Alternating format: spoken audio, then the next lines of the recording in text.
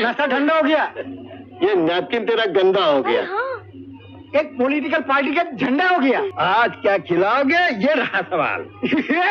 बाजरे की रोटी और मसूर की दाल। शराब के नशे में डूबे, पीकर झूमते हुए किसी भी शख्स की बात होती है तो हिंदी सिनेमा के इस ग्रेट आर्टिस्ट का चेहरा बरबस हमारी आंखों के सामने तैर जाता है।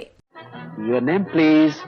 My name is James D'Costa. और हमें प्यारे मोहन इलाहाबादी कहते हैं।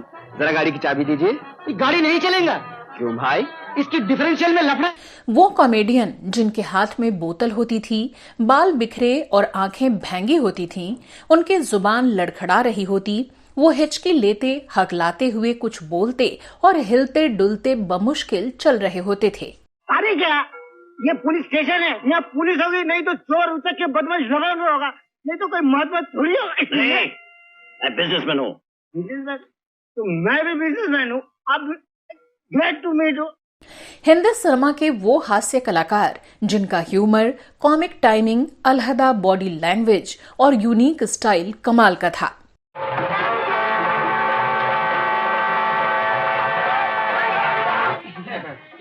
ड्राइवर साहब को भी चुमा दे। जिन्होंने अपने करियर में सबसे ज्यादा शराबी के किरदार निभाए और हमेशा के लिए शराबियों की पहचान बन गए। शराब मैं जरूर पीता हूँ, लेकिन किसी का खून नहीं पीता हूँ।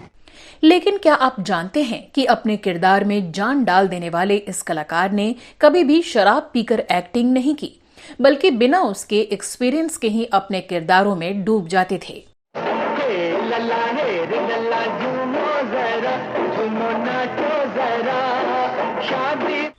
क्या आपको पता है कि फिल्मों में लालची, शराबी, अनपढ़ और लापरवाह दिखने वाले ये शख्स अपनी असल जिंदगी में बेहद गंभीर और संजीदा व्यक्ति थे और इन्होंने इंग्लिश लिटरेचर में PhD हासिल की थी।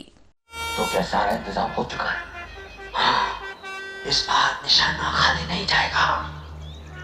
पिस्तौल जेल में आ चुका है। पिस्तौल जेल में आ चुका है। हाँ। और क्या आप यकीन करेंगे कि बेहद गरीबी में जिंदगी जीने वाले इस कलाकार ने मुंबई में भूखे पेट स्ट्रगल किया, फुटपाथ पर सोए और किसी शौक की वजह से नहीं बल्कि परिवार को 2 वक्त की रोटी खिलाने की मजबूरी में फिल्मों में काम करते रहे। बच्चा हरामजादा, तू हमारे साहबजादा होकर अनारकली जैसी 2 टके की लड़की का आगे लड़ा है। 2 टके की? तुझे मालूम नहीं, उसकी माँ हमारे घर में आए थे। तो कौन थे ये कलाकार जो बेहद बीमारी की हालत में भी पूरे दिन शूटिंग करते थे, और क्यों ये अपने बच्चों को किसी भी फिल्मी हस्ती से नहीं मिलने देते थे? बताएंगे और भी बहुत कुछ। आप बने रहिए हमारे साथ।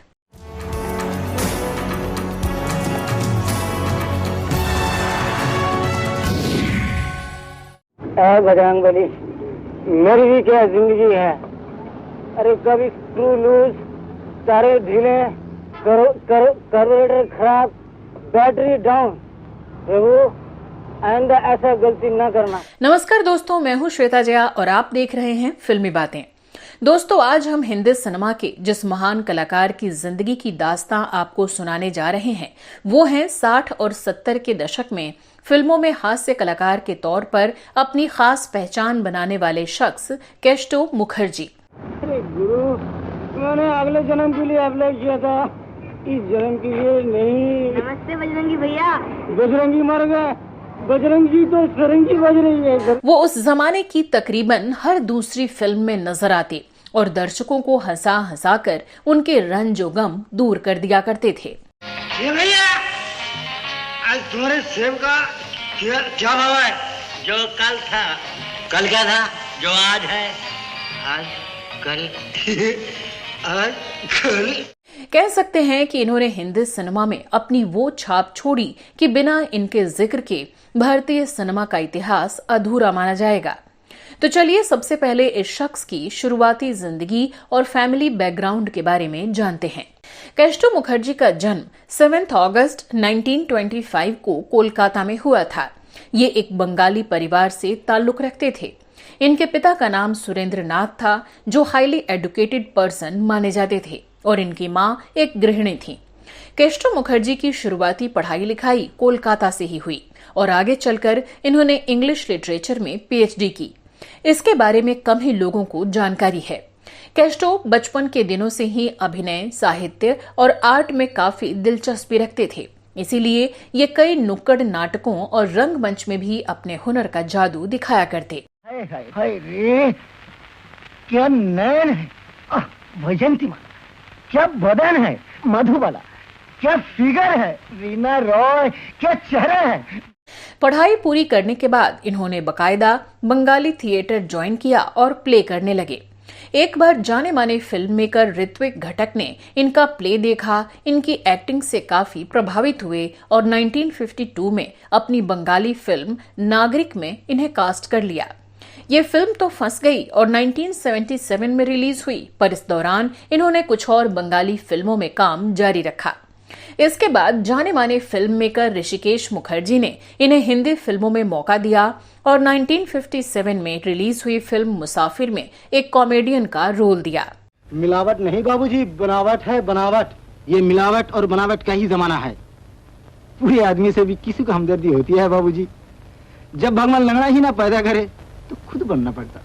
1958 में इनकी कुछ और फिल्में भी रिलीज हुईं, जिनमें केस्टो मुखर्जी की छोटी मगर दमदार भूमिकाएं थीं। 1, 2, 3, भोग ना भोग, मेरे भूतों के राजा मेरे काबू में आजा, बता कुछ ऐसा कमाल जो दुनिया के सारे माल अपने जेब में आ जाए। इन्हें 1958 के बाद कुछ अच्छा काम नहीं मिल रहा था, पैसों की किल्लत थी और काम की सख्त जरूरत थी। ऐसे में ये कई फिल्म निर्माताओं के दफ्तर के चक्कर काटने लगे। इसी दौरान ये जाने माने फिल्म निर्माता बिमल रॉय के ऑफिस पहुंचे, पर उन्होंने टालते हुए कहा कि अभी कोई काम नहीं है, बाद में आना। लेकिन केस्टो मुखर्जी को काम की इतनी ज्यादा जरूरत थी कि ये वहीं खड़े रहे। बिमल रॉय गुस्सा हो गए और कहा, मुझे अभी तो बस एक कुत्ते की जरूरत है, क्या तुम भौंक सकते हो? केस्टो मुखर्जी ने इस बात को सीरियस ले लिया और हूबहू कुत्ते की आवाज निकालनी शुरू कर दी। बिमल दा हैरान रह गए। केस्टो साहब की सादगी और काम के प्रति जुनून को देखकर वो बेहद शर्मिंदा हुए और अपनी फिल्म में झट से एक रोल दे दिया। साल 1960 में परख फिल्म रिलीज हुई, जिसमें केस्टो मुखर्जी का कमाल का किरदार था। अरे बुद्धू, दिखता नहीं, लिखा है खैराती दवाखाना, आइंदा गरीबों से एक कौड़ी नहीं मिल जाएगी, डॉक्टर साहब मुफ्त इलाज करेंगे। इसके बाद 1962 में बिमल दा ने एक फिल्म बनाई, प्रेम पत्र।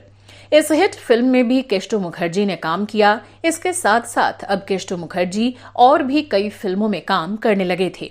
कई फिल्मों में इन्हें दर्शकों ने काफी पसंद किया। 1960 में एक फिल्म रिलीज हुई, मासूम, जिसमें ये एक सीआईडी ऑफिसर के तौर पर दिखे, तो 1962 में चाइना टाउन में भी इन्होंने अच्छा किरदार निभाया। 1965 में फरार नाम की एक फिल्म रिलीज हुई, जिसमें इन्होंने स्कूल चौकीदार की भूमिका निभाई। अरे भाई, और कितना काम बाकी है? 3 सवाल। अरे बाप रे बाप, 3 सवाल, फिर तो 1 घंटा लग जाएगा। अरे चुप भी हो जाओ, मेरा सारा सवाल गलत कर दिया। अच्छा, काम खत्म करके कॉपी यहीं छोड़ जाना, समझे? 1966 में फिल्म पिंजरे के पंछी में केस्टो नाई का रोल करते नजर आए। केस्टो मुखर्जी ने ऐसे कई किरदार निभाए जिन्होंने दर्शकों पर गहरी छाप छोड़ी। अबे मैं जा तो पुलिस को बुला, मैं खबर जाता अंदर, छोड़ इसको, अंदर, चल। 1960 से 1970 के बीच में इनकी कई महत्वपूर्ण फिल्में रिलीज हुईं और केस्टो की एक अलग पहचान बनने लगी।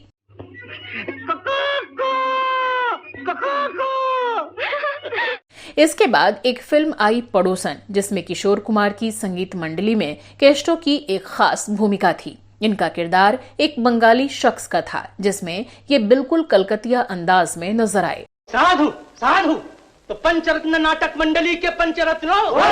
केस्टो मुखर्जी के साथ खास बात ये रहती थी कि इनको दर्शकों को हंसाने के लिए किसी डायलॉग की जरूरत नहीं पड़ती थी, बस चेहरे का एक्सप्रेशन ही काफी था।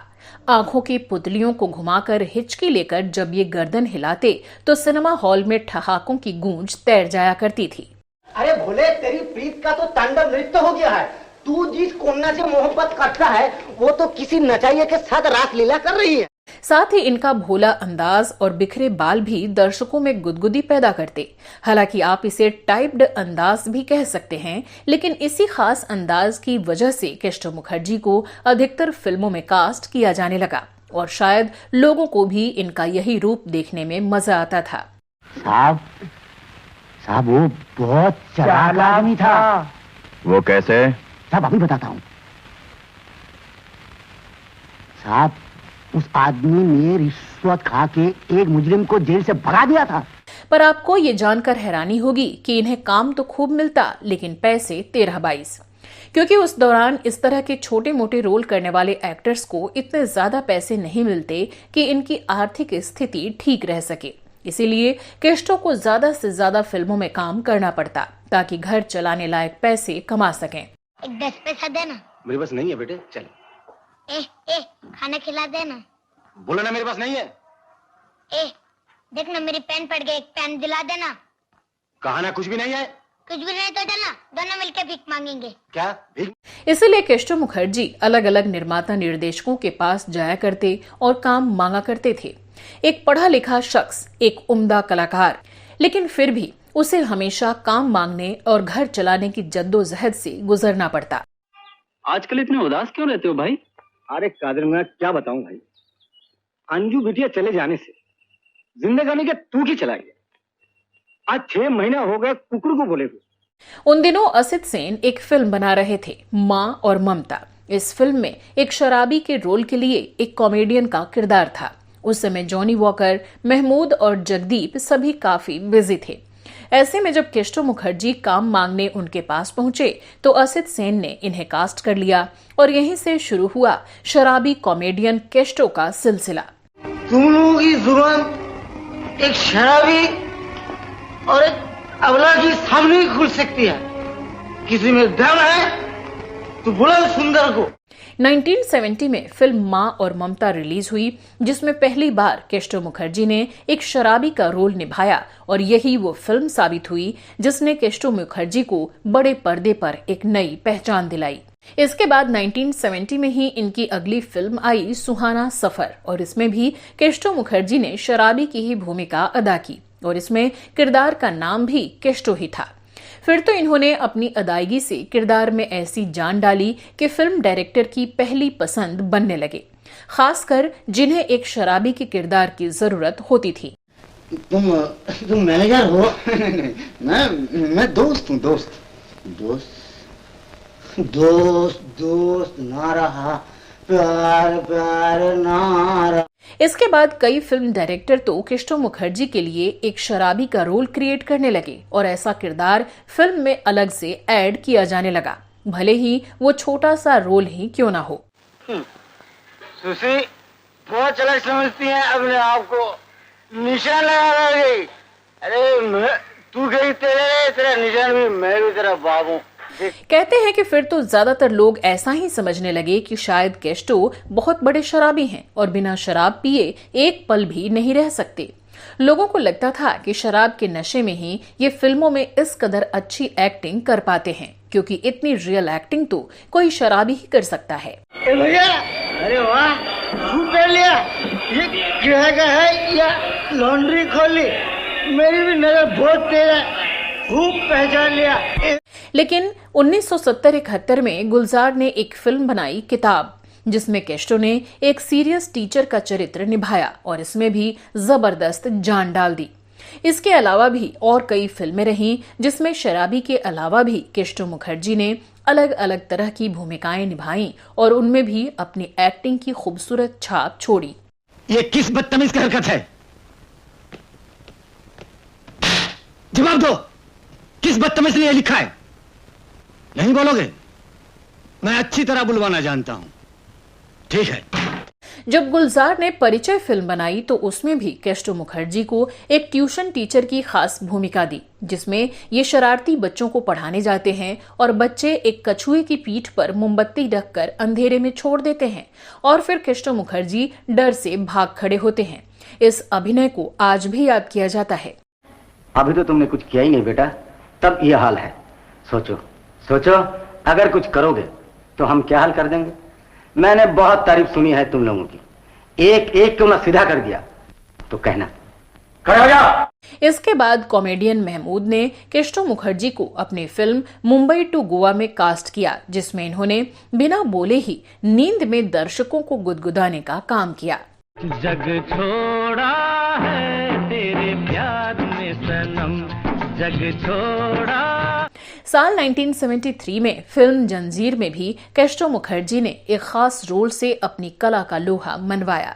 नौकरी मिलती कहाँ साहब?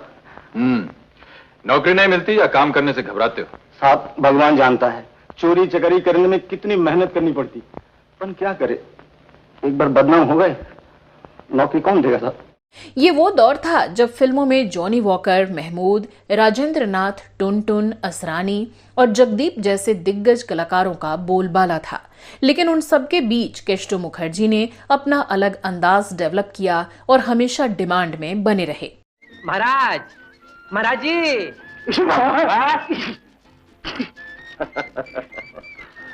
तुम्हारे आपको कैसे पता चला? तुम्हारे आने से 1 सेकंड पहले। अब तक शराबी का कैरेक्टर फिल्मों की जान बन चुका था और केस्टो इसकी पहचान बन चुके थे। 1973 में फिल्म बड़ा कबूतर और लोफर में केस्टो मुखर्जी ने शराबी की ही भूमिका निभाई और किरदारों में अपनी अदायगी से जान फूंक दी। ये भैया, आज तुम्हारे सेब का क्या भाव है? जो कल था। कल क्या था? जो आज है। आज कल। साल 1975 में एक फिल्म आई चुपके चुपके। ऋषिकेश मुखर्जी की इस फिल्म में केस्टो ने एक ऐसे शराबी की यादगार भूमिका निभाई जो हमेशा कंफ्यूज रहता है। किसे ढूंढ रहे हैं आप? एक साला ड्राइवर को, वो साला मालिक की साली को भगा लाया। बहुत बदमाश आयो। अरे बदमाश क्यों भाई, रसिक निकले बोलो। हाँ, अगर मिल जाए तो साले का रस निकलूंगा। 1975 में एक और ब्लॉकबस्टर यादगार फिल्म रिलीज हुई, शोले। इस फिल्म के एक एक कैरेक्टर को आज भी इनकी अदायगी के लिए याद किया जाता है। केस्टो ने इसमें हरिराम नाई का जो किरदार निभाया उसे याद कर लोग आज भी हंस पड़ते हैं। 1977 में एक फिल्म आई, इनकार। इसके एक सुपरहिट गीत को आज भी पसंद किया जाता है और रिमिक्स के रूप में भी बनता रहता है। हेलन और केस्टो पर फिल्माया गया गाना तो मुंगड़ा मैं गुड़ की कली को भला कौन भूल सकता है।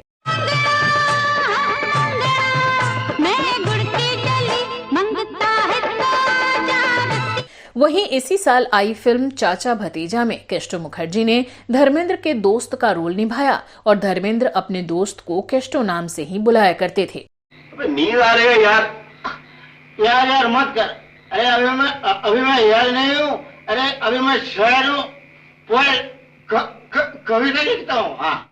इस फिल्म में भी केस्टो मुखर्जी पर एक गीत फिल्माया गया जिस गाने में टुनटुन और केस्टो मुखर्जी की शादी दिखाई जाती है और धर्मेंद्र इनकी शादी में गाना गाते हैं। इस गाने के बोल थे, लल्ला है रे लल्ला झूमो जरा, झूमो नाचो जरा, शादी बना।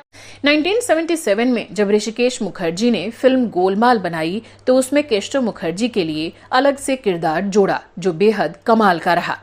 मॉर्निंग साहब। फिर पकड़ा गया तू? हाँ। कहाँ मिला ये? बाजू के पीछे इसकी भट्टी मिली है साहब। कब छोड़ेगा ये धंधा? सब बोलेगा छोड़ दूंगा। चुपचाप बैठना, मैं जरा बड़े साहब से मिलकर आता हूँ। आइए। इसके बाद साल 1978 में आई फिल्म राहु केतु में भी ये शराबी ड्राइवर के रोल में लोगों को हंसाते दिखे। ऐसे बहुत सारे यादगार रोल केस्टो मुखर्जी ने निभाए और तालियों की गड़गड़ाहट के रूप में इन्हें अवार्ड भी मिलते रहे। लेकिन एक ऐसी फिल्म भी रही जिसने इन्हें फिल्म फेयर अवार्ड दिलाई। ये थी साल 1980 की फिल्म खूबसूरत। एक ही दिन में हरी भजी क्यों नहीं सड़ती?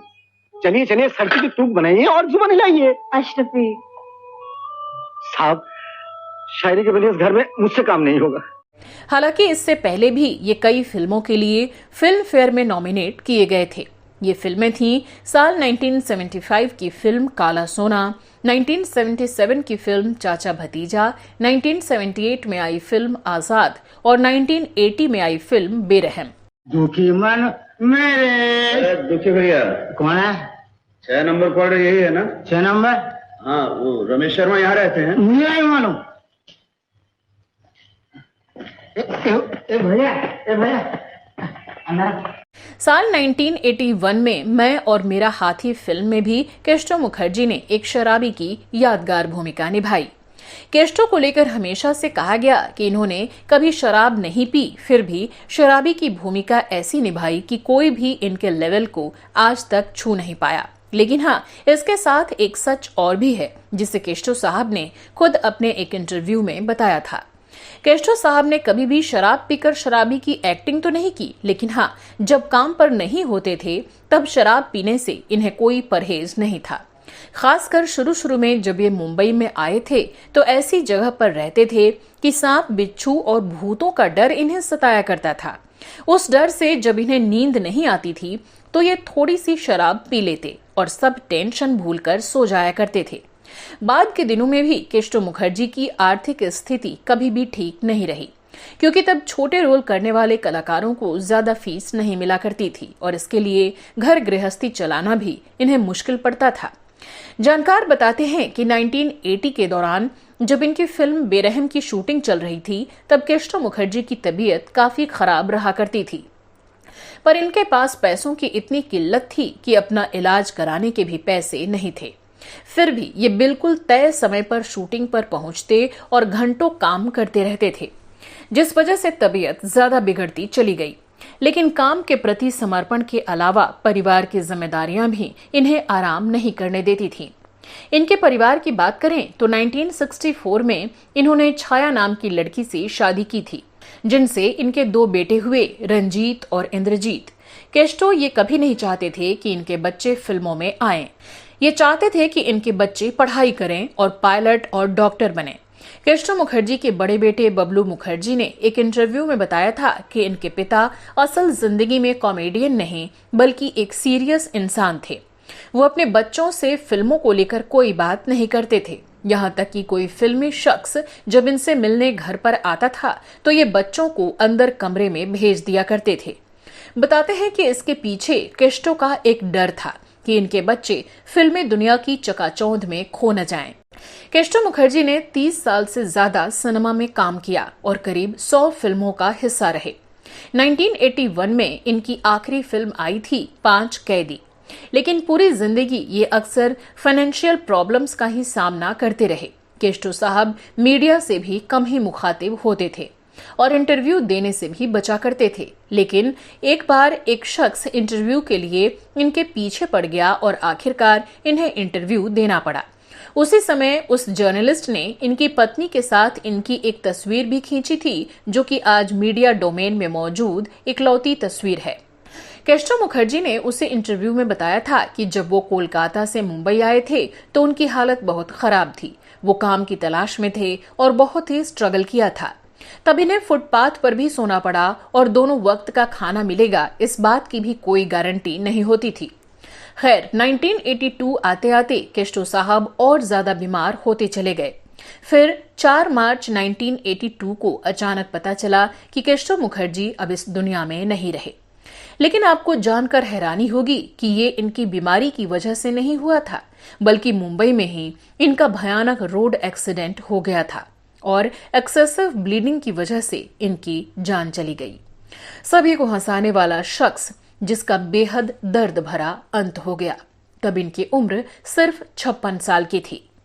बताते हैं कि उसके बाद ना तो इन्हें फिल्मी दुनिया से अंतिम विदाई मिली और ना ही मीडिया में इसको लेकर कहीं कोई बड़ी खबर छापी गई, जिसके वो सही मायने में हकदार थे। इसके बाद इनके बड़े बेटे बबलू मुखर्जी ने फिल्मों में काम करना शुरू किया और बतौर कॉमेडियन कई फिल्मों में नजर आए, क्योंकि तब परिवार की जिम्मेदारी उन्हीं के कंधों पर आ गई थी। हालांकि इनके पिता इन्हें जो बनाना चाहते थे वो तो ये नहीं बन पाए, लेकिन बबलू मुखर्जी ने बहुत सारी फिल्मों और टीवी सीरियल में भी काम किया।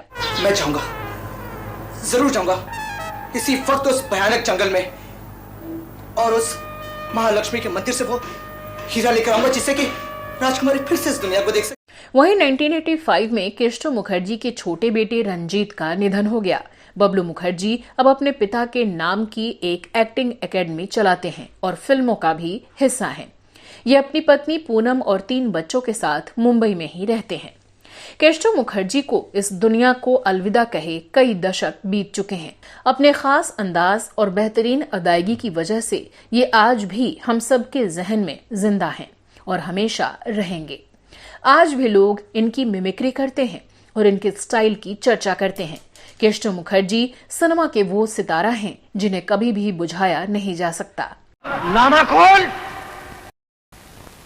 शुरू से लेकर आखिर तक फजूल गुस्ताखी हमारे सामने, इसकी गर्दन काट। इस हास्य अभिनेता के जीवन के पीछे ढेर सारे दर्द और कई तरह की परेशानियां छुपी रहीं, लेकिन फिर भी इन्होंने अपने चेहरे पर कभी भी उसकी शिकन तक नहीं आने दी और पर्दे पर बस अपने अंदर के कलाकार को जिंदा रखा। कह सकते हैं कि इनकी जिंदगी हम सब के लिए एक मिसाल है। गौरी, जब मैं वापस आ रहा था ना, पड़ोस वाले खिड़की में मैंने क्या देखा मालूम है? क्या देखा? जानती हो, वो जो बाबूजी है ना, जिनकी नई नई शादी हुई है, क्या कर रहे थे? वो अपनी बीवी को। फिल्मी बातें की टीम केशव मुखर्जी के काम को सलाम करती है। केशव साहब को हमारी श्रद्धांजलि। तो आज के वीडियो में फिलहाल के लिए बस इतना ही। आपके पास भी केशव मुखर्जी साहब से जुड़ी कोई और जानकारी हो तो हमसे साझा करना मत भूलिएगा। आपको आज का हमारा ये एपिसोड कैसा लगा, कमेंट करके जरूर बताइएगा। इसी तरह के कुछ और फिल्मी किस्से कहानियों के लिए आप हमारे दूसरे चैनलों बेबाक बॉलीवुड और वो पुराने दिन को भी देख सकते हैं। और अगर इसी तरह की और एंटरटेनिंग स्टोरीज देखना चाहते हैं तो आप YouTube के थैंक्स बटन के जरिए हमारे काम को सपोर्ट भी कर सकते हैं। अब दीजिए अपनी दोस्त और होस्ट श्वेता जया को इजाजत। नमस्कार।